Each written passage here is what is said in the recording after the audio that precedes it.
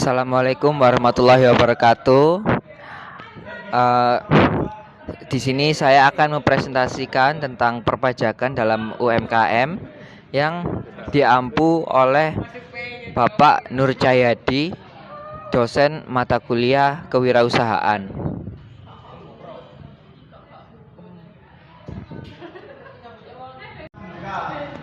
Berikut nama anggota dari kelompok 5, yaitu 1. Mega Aulia Rahmi dengan NIM 200301169.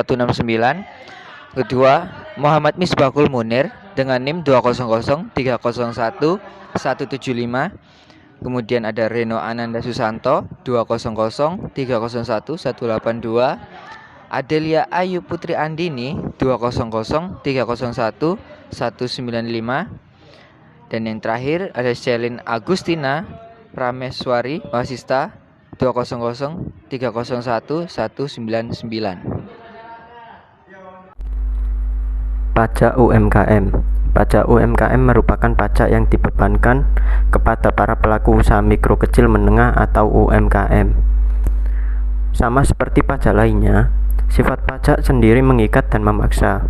Oleh sebab itu, jenis pajak ini bersifat memaksa dan mengikat para pelaku UMKM.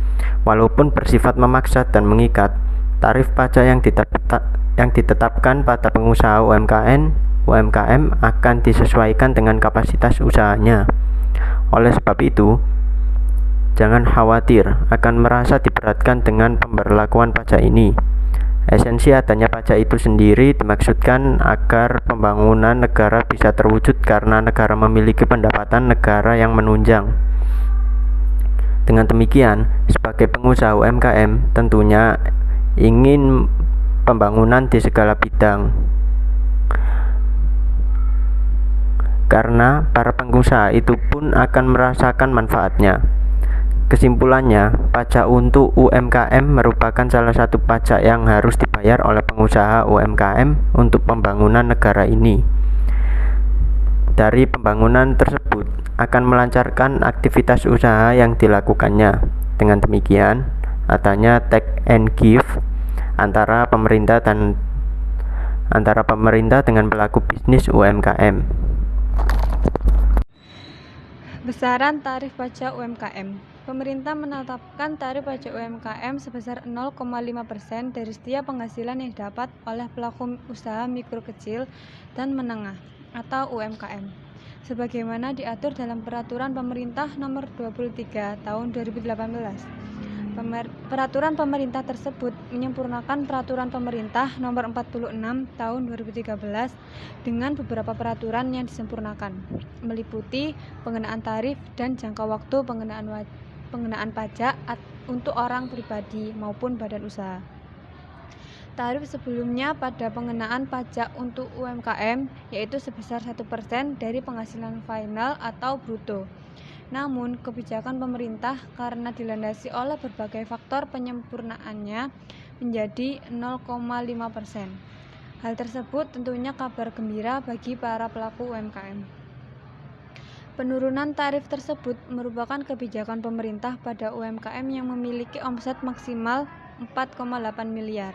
Hal tersebut bertujuan agar nilai lebih dari kewajiban pajak yang sebelumnya sebesar 1% menjadi 0,5%, agar dapat dijadikan modal kerja, sehingga para pengusaha tersebut dapat menggunakan nominal untuk membayar pajak menjadi modal kerja, yang tentunya jauh lebih penting untuk pembangunan usaha. Efektif penurunan pajak untuk UMKM tersebut berlaku mulai 1 Juli 2018. Jika wajib pajak harus melakukan penyetoran pajak pada tanggal 15 Juli, maka perhitungannya masih menggunakan tarif yang lama, yaitu sebesar 1%. Perhitungan tersebut dianggap untuk omset bulan Juni. Itulah sebabnya masih menggunakan tarif pajak yang lama. Kriteria UMKM. Kriteria dari UMKM yang ada di Indonesia menurut undang-undang adalah sebagai berikut. Yang pertama adalah usaha mikro. Usaha ini dapat diartikan sebagai suatu usaha ekonomi produktif yang dimiliki individu atau badan usaha yang tentunya memenuhi ciri-ciri sebagai usaha mikro. Saat ini usaha mikro di Indonesia sudah berkembang dengan pesat dan maju, bahwa wirausahawan yang mendirikan usaha mikro dan dengan adanya usaha mikro ini diharapkan bisa meningkatkan perekonomian yang ada di Indonesia. Kriteria usaha mikro adalah apabila badan usaha tersebut memiliki omset atau kekayaan bersih mencapai 50 juta, tidak termasuk bangunan dan tanah. Selain itu, hasil dari penjualan mikro tersebut harus mencapai minimal 300 juta dalam jangka waktu 1 tahun. Yang kedua adalah usaha kecil, yang bisa diartikan sebagai suatu usaha ekonomi produktif yang berdiri sendiri atau independen dan dimiliki oleh suatu kelompok atau program badan usaha, bukan cabang dari usaha utama. Selain itu, usaha kecil juga dikuasai dan menjadi salah satu bagian baik secara langsung maupun secara tidak langsung dari usaha menengah. Suatu usaha dikatakan usaha kecil apabila usaha tersebut memiliki kekayaan yang bersih mencapai 50 juta dengan kebutuhan yang dipakai maksimal 500 juta. Hasil penjumlahan yang dapat selama 1 tahun mencapai 300 juta dan maksimal 2,5 juta. Yang terakhir adalah usaha menengah. Usaha menengah merupakan salah satu usaha dalam ekonomi produktif dan bukan cabang dari usaha utama atau perusahaan pusat, serta menjadi bagian secara tidak langsung maupun secara langsung bagi usaha kecil atau usaha besar. Selain itu, usaha menengah juga harus memenuhi kekayaan perusahaan minimal yang sudah diatur dalam undang-undang.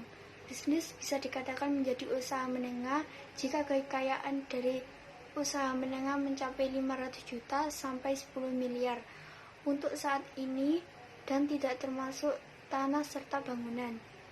Dengan hasil penjualan tahunan harus mencapai 2,5 miliar sampai 50 juta rupiah.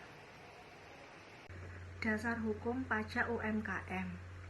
Pemerintah memberikan pengaturan tentang pajak, khususnya pajak untuk UMKM, karena berdasarkan kepada dasar hukum yang melandasi ketentuan tersebut. Itulah sebabnya pemerintah memiliki kekuatan hukum atas dasar pengenaan pajak ini. Kesimpulan dari poin-poin di atas adalah membangun sebuah usaha kecil tidak luput dari pengenaan pajak UMKM yang diberlakukannya. Oleh karena itu, dengan jasa konsultan pajak UMKM atau konsultan pajak UMKM, Anda bisa fokus mengembangkan usaha. Hal tersebut dimaksudkan agar keadilan yang merata pada setiap warga negara yang merupakan wajib pajak, sehingga pembangunan dapat terwujud dari pembayaran pajak tersebut. Seiring berjalannya waktu, pemerintah menurunkan besaran tarif pajak khusus untuk UMKM karena pemerintah sadar UMKM merupakan penggerak ekonomi rakyat sehingga harus didukung dengan permodalan yang kuat atau penurunan tarif pajak. Terima kasih atas perhatiannya. Saya mewakili dari kelompok 5 pamit undur diri. Wassalamualaikum warahmatullahi wabarakatuh.